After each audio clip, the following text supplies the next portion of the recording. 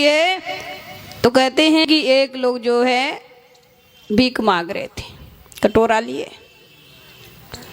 उसके पास जाती है, कहती है कि ये बताओ आपका नाम क्या है? बोले लक्ष्मीकांत।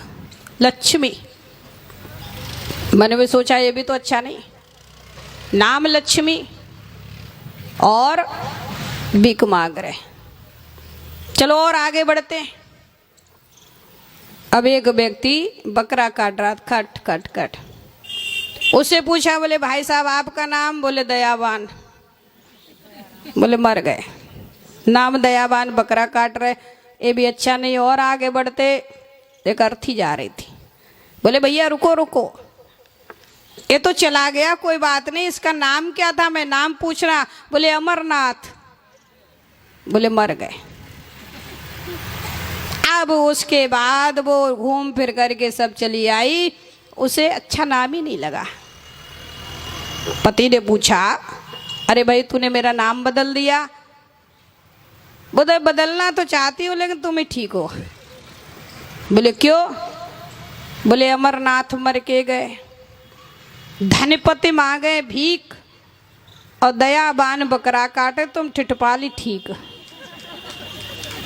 कहने लगे इससे अच्छा तुम ही हो, क्योंकि तुम्हारा जो नाम है वो एक काम भी है, दुनिया का जो नाम है वो काम।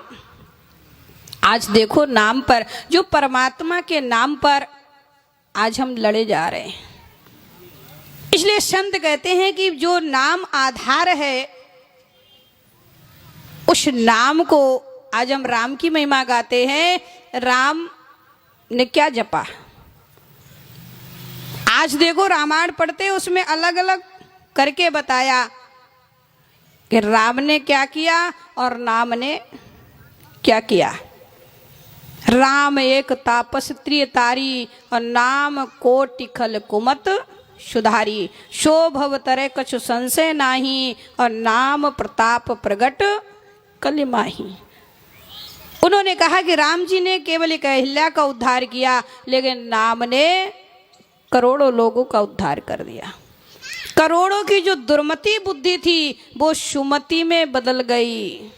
संकट मोचन नाम तिहारो। जो सारे संकटों को काटने वाला है वो क्या है? परमात्मा का नाम है। और हमारे संत कहते जिसने उस नाम को ले लिया उसने सब कुछ ले लिया। 84 से भी बच गया। अगर नाम नहीं लिया तो नाम लिया तिन सब लिया, शकल वेद का भेद और बिना नाम नर के पढ़ा और पढ़ता चारों वेद। संत कहते हैं कि अगर परमात्मा का नाम नहीं लिया तो आप कितने बड़े विद्वान हो, कितने बड़े पुजारी हो, कितने बड़े धर्मात्मा बनने की कोशिश करो, लेकिन कहते हैं नरक से तुम्हें कोई बचाने वाला पैदा नहीं हो। उन्होंने कहा जा सुनाम सुमृत एक बारा उतर ही नर भव सिंधु अपारा। एक बार नाम लेने से ही ये जीव भवसागर से पार हो जाए। एक बार, हमने कितने बार लिया? 100 बार, 1000 बार। और तुलसीदास जी कहते केवल एक बार ले लो। अब हम थोड़ा विचार करें कि संतों ने जो कहा वो किसके माध्यम से कहा, क्या रहस्य है उसमें? जा सुनाम सुमरत एक बार। अब वो एक बार क्या है? हम कभी विचार करें एक बार क्या है? तो उन्होंने कहा एक बार का मतलब होता है आखिरी श्वास में, जो ये शरीर से जो प्राण निकल रहा है, जो आखिरी श्वास निकले उसमें प्रभु का नाम निकलना चाहिए, तब ये जीव भवसागर से पार होगा, ऐसे नहीं। और अंत समय नाम आना बड़ा मुश्किल है। क्यों? क्योंकि बाली कह रहा है जन्म जन्म मुनि यत्न कराही और अंत राम कहे आवत दाई। जिंदगी भर नाम का सुमरन करते हैं, जिंदगी भर भजन करते हैं, लेकिन अंत समय में भूल जाते हैं। क्यों भूल जाते हैं? हमने कभी विचार किया ये भूलने की जो पद्धति है वो कहाँ से है? क्यों?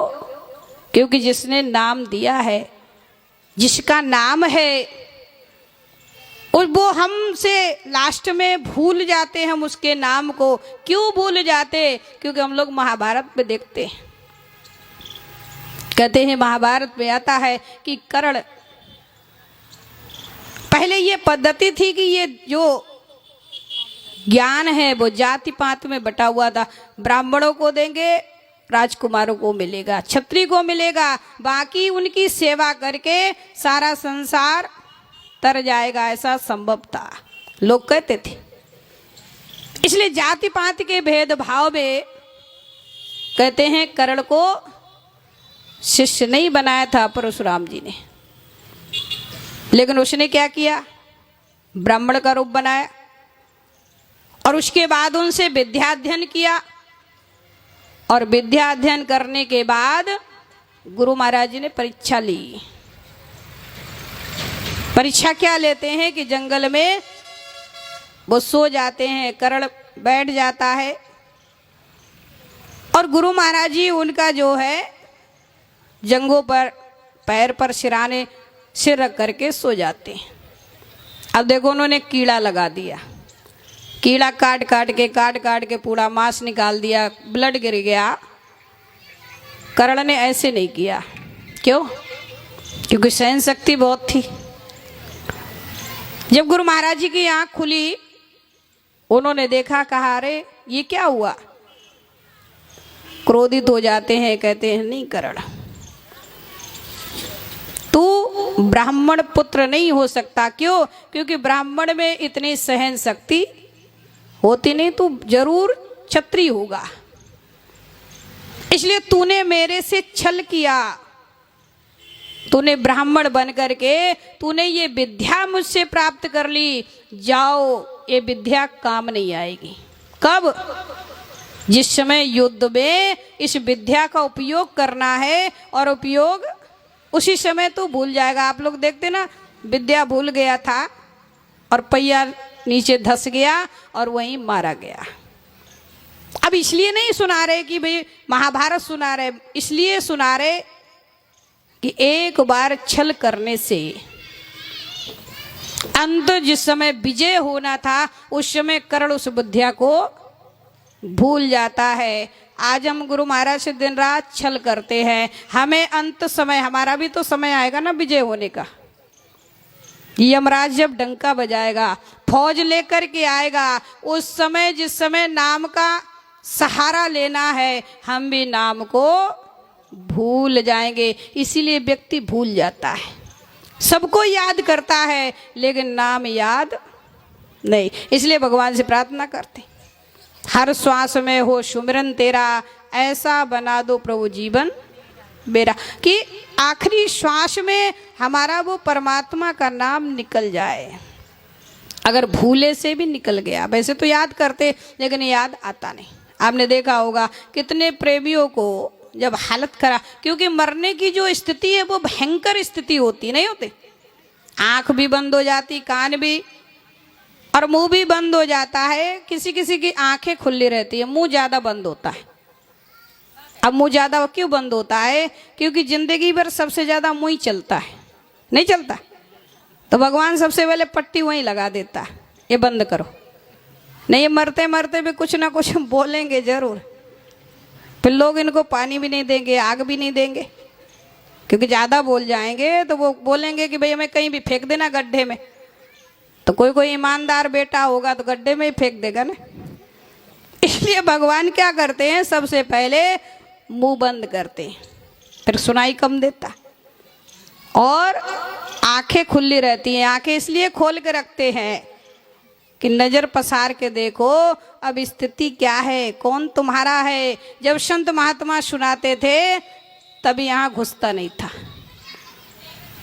अब जब जो पीड़ा होती है, भयंकर स्थिति होती है, उसमें आंख खुली रहती, और खुली आंखों में क्या होता है, अश्रु की धारा रहती।